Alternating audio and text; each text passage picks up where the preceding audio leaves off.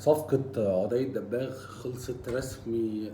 نظمي فهمي لسه من حوالي ساعة نزل البرومو الرسمي للتقديم اللعيب وبتيشيرت الزمالك الجديدة. الفكرة حلوة وعجبتني. ان هو حد بيكلمه بيقول له يعني بياخد رأيه في ان هو ينضم للزمالك، فبيقول له تمام وانا كنت مستني المكالمة دي من زمان وكده. لو حد خد باله وركز الديتيلز بقت في تقديم الصفقات حلوة في احيان كتير، ساعات بتقلش بصراحة بس بقت حلوة في احيان كتير. الرقم اللي اتكلموا اخره 1911 وده تاريخ تأسيس النادي، والرقم اصلا ظاهر، فلو خدته على ترو كولر هيبان ان هو يعني هيطلع لك ربنا قادر على كل شيء، هو الاسم كده يعني. انا مش عارف ده رقم مين بصراحة، بس هو الاسم بيطلع على ترو كولر كده. فطبعا دي رسالة من إدارة الزمالك إن ربنا قادر على كل شيء، وإن إحنا برغم كل الصعوبات بنقدر نجيب لعيبة ونقدر نمضي لعيبة كويسة، وبرغم إن الزمالك سكواده في أحيان كتير بيبقى ضعيف، لكن في نفس الأحيان دي بيبقى قادر على المنافسة.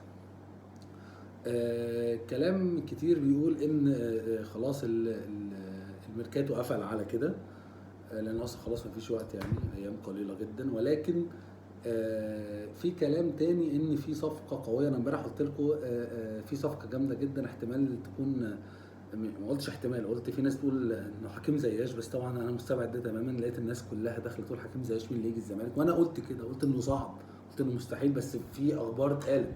يعني مش انا بس اللي قلت، او مش انا صاحب الخبر، او مش انا يعني. خشوا على النت على جوجل عادي، اكتب حكيم زياش هتلاقي اخبار طلعت ان هو في مفاوضات معاه.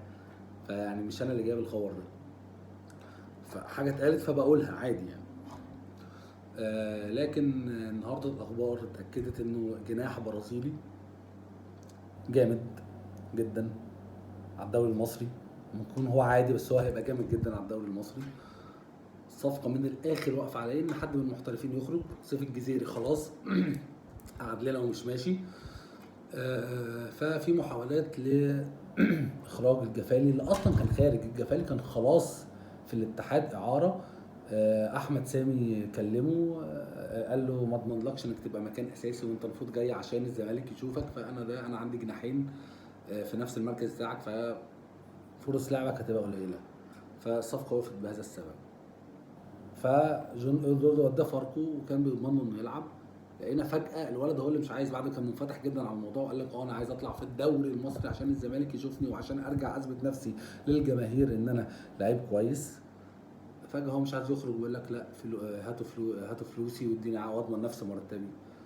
طب مين اللي لعب في دماغه؟ اقول لك مين اللي لعب في دماغه. انا لا هقول لك اهلي ولا مش عارفين، ان الموضوع ملوش علاقه. اللي لعب في دماغه الناس اللي جوه الزمالك اللي عايزه تفشل جون ادوارد بالعافيه. يا جماعه انا ما شفتش، مش عايز اقول الفاظ، انا ما شفتش اوحش من كده في الدنيا، ان ابناء الزمالك هم اللي عايزين يفشلوا جون ادوارد عشان يقعدوا يقولوا فشل اهو، فشل. لا رجعونا احنا تاني، ما احنا مجربينكم بقالنا 20 سنه. ايه اللي حصل؟